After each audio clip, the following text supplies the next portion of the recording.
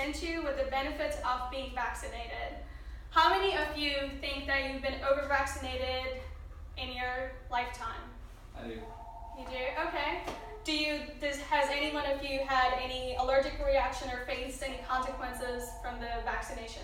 I have. Okay. So today I would like to talk to you about the vaccination. According to RTE News, last month 17 kids died from a measles outbreak. Measles is something that has been eradicated. Diseases such as polio, smallpox, and measles have been eradicated due to vaccinations. According to World Health Organization, most children suffer infection due to skeptics about immunization. Today, I would like to present you with the problem we have at hand, offer a solution, and encourage you to join me in that movement to educate our loved ones. According to ABC News, most people nowadays find that vaccinations are unnecessary. The reason we can say that these vaccinations are unnecessary is because we have forgotten diseases like that. We have forgotten those diseases because those diseases were eradicated due to the vaccinations. According to a study done by PubMed in 2016, measles was eradicated as of January 2000. But since then, due to non-vaccination movement, we have seen a comeback in the States. 1,400 cases have been reported up until 2016. Now you may ask, so what can we do about this? What is our solution to this problem? The solution to this problem can be easily presented by making the medical exemptions harder, or making eliminating non-medical exemptions from the schools. Now, how do we know that this solution will work? Because the state of Mississippi tried this solution. They only allow medically exempted students in the school, and they have had 0 cases reported of measles in the past 20 years. The United States have suffered these epidemics for a long time. 13 million people died in 1964 and 65 due to rubella. So when we think about vaccination, we need to go back in time and look at these statistics, not just base it on the past 20 years, because these past 20 years are the ones that we have eradicated those diseases in, and that is the time that we do not see these things around. Does anyone in my audience have kids? Okay. Are your kids vaccinated? Yes. Okay. So an opposing party may think, now that I know someone in my audience had an allergic reaction, an opposing party may think that the vaccination causes autism or it causes an allergic reaction.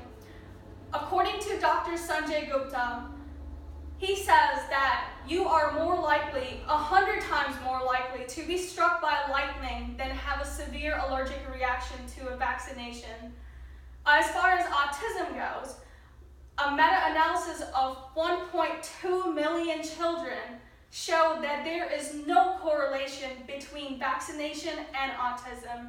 Institutions such as World Health Organization, pediatricians, Institute of Medicine, and Center for Disease Control, such as CDC, also agree that there is no correlation of autism and vaccination.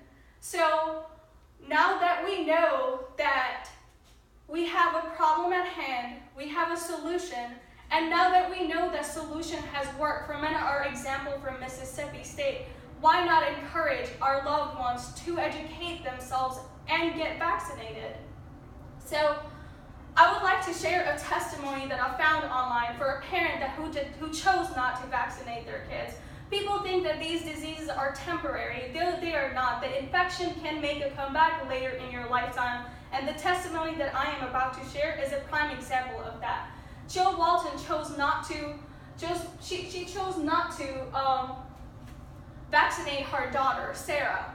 Sarah contracted measles when she was 11 months old, and she recovered fully. But at the age of 24, she contracted a disease called Subacute sclerosing penencephalitis, the abbreviation for that is SSPE, which is one of the rare side effects of measles. The disease slowly damages your central nervous system and you will eventually go into coma and face death. So when we talked to Jo Walton, her words were, if I could go back in time, I would do it differently because now I have to watch my daughter suffer and die every single day. So I urge you to educate your friends. I urge you to educate yourself, and I urge you to join me in that petition today to make the exemption, the medical exemption harder, to make the law stricter for the schools, to not only protect your children, but protect our herd community that we thrive off of. All of these facts that I have taken and all of that research that I have done, I completely agree with the experts that vaccination is one of the best ways to prevent our community and to prevent these outbreaks from happening all over again. Now, lastly, I would like to leave you with the words of Dr. Sanjay Gupta. Sometimes there are two sides to a story, and sometimes there isn't, but when it comes to vaccine, there's only one side. Vaccines are safe, they do not cause autism, and they do save lives. Now, I would like to open my floor to my audience for any questions and answers you may have. Go I ahead. have a question. My friend had a baby and she was concerned about giving multiple vaccines at once, that her child was being over-vaccinated. Do you know if doctors can accommodate to spread the vaccines out more and make a different schedule for them, or? Yes, they can. You can break up the schedule of your vaccination. Yes, ma'am. Okay. Do you have any other questions? Yeah. So with the you use smallpox as an example on there. So is there a possibility that smallpox could come back if the mass population isn't vaccinated for smallpox? That is definitely possible, and that is what I use measles as an example because it is coming back. We've had cases of polio, measles, and smallpox. They are not as abundant for it to make it to the news yet, but if you were to do any research, you can see that they are all making a comeback due to the fact that we're not vaccinating our kids anymore. Any more questions? Okay, well, thank you for your time.